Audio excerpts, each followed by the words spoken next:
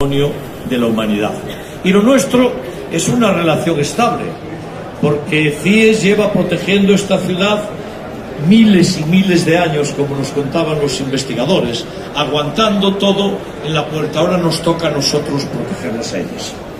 Ahora somos las personas, los investigadores, la gente de la administración, los líderes de opinión, somos nosotros los que las tenemos que proteger a ellas, porque las islas CIES corren peligro.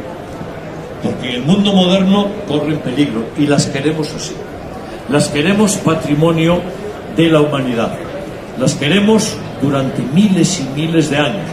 Yo no sé si seguiré siendo alcalde tanto tiempo. Desde luego lo voy a intentar. 1000 años no creo que esté allí de alcalde, pero hombre, unos 30 o 40 años más voy a estar.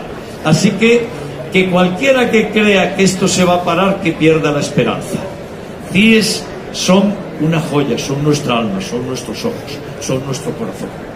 Es lo más extraordinario que tenemos, es lo mejor que tenemos y lo queremos compartir.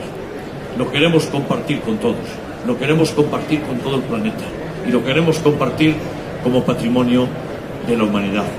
Y este verano las volveremos a pasear y volveremos a estar en una joya del planeta que se llama Islas CIES. Muchas gracias.